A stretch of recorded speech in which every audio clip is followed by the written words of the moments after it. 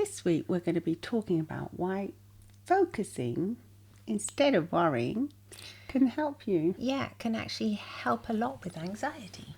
It can help with anxiety, and it can also help you live more in the present moment. And that's what we all hope for, I think. That is the only true moment. So listen to this week's episode of Get Real with the English Sisters. Please do take a few minutes to subscribe and follow us on YouTube too, where you can actually see the video version. Yay. And it's all about focus. I mean, I think when I have anxiety and I've got like so many things to do, one thing that can really help is if I write them all down, like if I journal.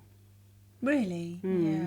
If I write down all the things that are worrying me, and then I'll say, well, what's the worst thing that can happen if I don't do it? And when can I do these things? When can I address these things? Yeah, sometimes just putting things down. I do it I actually write it on my phone, but yes, the same thing on notes. Anywhere. Yeah, writing it, yeah. Write it down and then focus on it. So you're actually focusing on it. So actually what about focusing on your anxiety is a bit, you can actually help you if you focus on the anxiety. Well, you focus on what's giving you the anxiety. Right, yeah. Seems difficult, doesn't it? It does. When your mind is like racing. Yes, because you would think, I don't really want to focus on what's giving me the anxiety. I want to get away from it. So I think what you have to do is accept the fact that you are having anxiety. Over whatever it is that you've got to do. You accept that. And then you focus, you allow your brain, one part of your brain to focus on that while you keep the rest of your brain focused on other activities. It's like distraction, basically. You work, not worry through it. What you do is you write it down. Say like if you're frightened of the dentist and you've got a dentist appointment tomorrow. Right, yeah. So you write it down and you say, I'm frightened of the dentist. What's the worst thing that can happen when I go to the dentist? Okay, he's going to give me a filling and I'm really scared. How can you deal with it? You can tell the dentist that you're frightened. Write it down. You can also ask the dentist for some anaesthetic. Write it down. Hopefully. And then what's the worst outcome that can happen? The worst outcome maybe is I won't go to the dentist appointment or I'll run away. So you write that down. Right, yeah. And then you say, and what's the best outcome? The best outcome is that I tell my dentist he's a friendly dentist and he helps me, gives me anaesthetic and he fixes my tooth that hurts. Yes. And then you look at that best outcome and you sit with it for a few minutes. The best thing is that he fixes my tooth and I come away happy with a smile. Yeah, and no more pain free. And then you take a deep breath. And then you instantly feel a lot calmer, and then you can focus on today. What do I have to do today? Today I have to do this. Blah blah blah. Yeah, right. Yeah. So it's a bit ironic, really, isn't it? Because you have to kind of focus on your anxiety, figure it out, sort of jumble it all out, and like all little pieces, it's all in there, and sort of write down the points that are making you anxious or nervous. Same thing, and then try and work through them. Because you would think, I'll push it to the back of my mind. Yeah. But that doesn't work because it's not at the back of your mind. It's at the front of your mind, and it's making your heart race, and you're getting really anxious and nervous over it. So that doesn't work. No, it doesn't. No, but you would want to do that instinctively, I think. What, to put it at the back of your mind? Yeah, just put it away and get on with something else. But you can't because it's there all the time and it's making you anxious. People do put things away for years. Yeah, and that's why they're anxious for years. Yeah, that are making them anxious, and they hide them. That's why it gets into chronic illnesses, chronic back pain, chronic this, chronic that. Yeah, a lot of the times it can be due to some psychological factor, some form of anxiety that's keeping you tense. Unfortunately, anxiety. Yeah. They say, how can anxiety give you, say, chronic backache. It's because when you're anxious, your whole body is tense. That's right. It's not just your heart that might be beating exactly. faster, or your, the cortisol and all the hormones. It's also your posture, without you being aware of it, is tense. Your breathing is tense. And your muscles tense up. And that's why you can get sort of all body pain, joint pain. If you do a test, if you just clench your fist and then release it, and then allow that relaxation to go right up your arm if you're not driving, and notice how much tension you've actually already held in that arm before, and how relaxed it now feels. Yeah, that is so true. Yeah, we're actually doing this now, yeah. So even if you're... we're all holding tension, aren't we? We're all holding tension. Because there's so much going on that it's just inevitable, I think, now. So I think the way to contradict this tension that we all have is to take minutes and time throughout your day to actually release the tension. You'll notice you probably have tension in your jaw. Yeah, definitely. Yeah. At the top of your forehead, in your, in your knees, everywhere really. And if you allow yourself to just go into the mindful moment. Focus on it and say, right, I'm going to focus on it now. And then allow yourself to gently release it. Gently release it, yeah. And write down what you have to do and get things done if they're getting you tense. Yeah, you're right about writing down. It seems banal. Sometimes just admitting. Yesterday I admitted to my husband that a few things were making me tense, and he started laughing in a cute way. Yeah, cute, because they were minor things. He said, Violetta, you've always been like, why do these little silly things make me tense? Yeah, it could be just like bureaucracy. Yeah, like little bureaucratic things. Yeah, done, like doing little filling in forms, doing these silly little things that you would think... Come on, I'm grown up, for goodness sake. I should be able to do this. I've got to get this done. Yeah, and you do it, but it still might give you anxiety. Yeah, like phoning the gas people or something. I just don't like doing these things, but they're just stupid things that you would think, why? Yeah, but they're not that stupid. They can get you nervous, things like that. They can, but like another person would just say, what's the problem? Pick up the phone and phone them. Order it.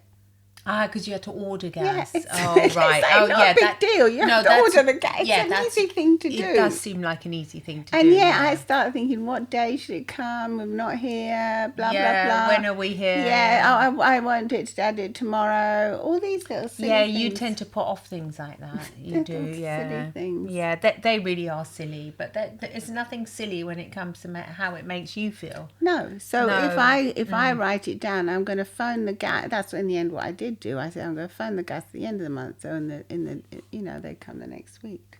Yeah. But it's just, sometimes it can be things that you might think are like silly or banal or like irrelevant that actually are causing you anxiety. So just check these things off the list and do them, because it'll make you feel better afterwards. Even if you just write it down, you say, I'm going to do it on Wednesday or Thursday or now, you'll just see. And put it in your calendar, I think. Yeah, and actually, how many people actually have things that, because I'm aware of these things that cause anxiety. So, I talk about it and I verbalize it to myself and to whoever's there.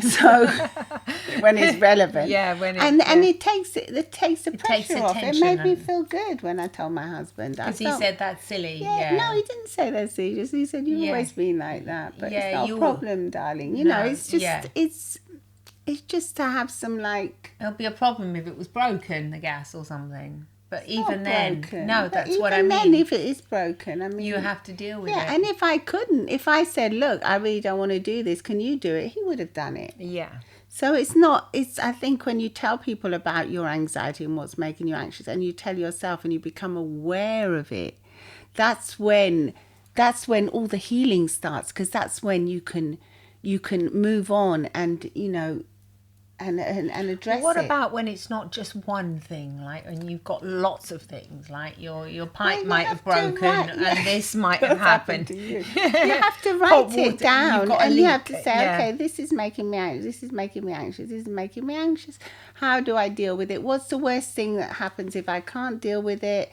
I have to be without water for 2 weeks, whatever. But, Yeah, right. But in the end, you're going to feel less anxious, and you'll put things into perspective, because anxiety is also fear that's gone out of perspective.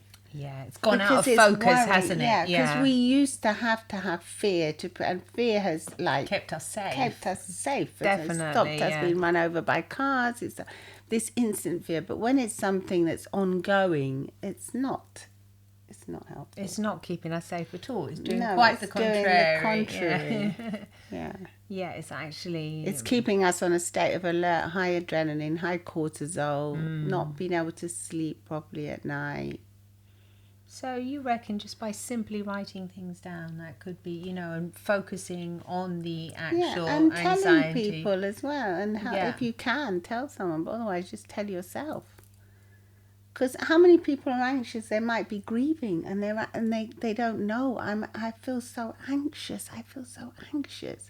And they don't know why, and they're actually grieving.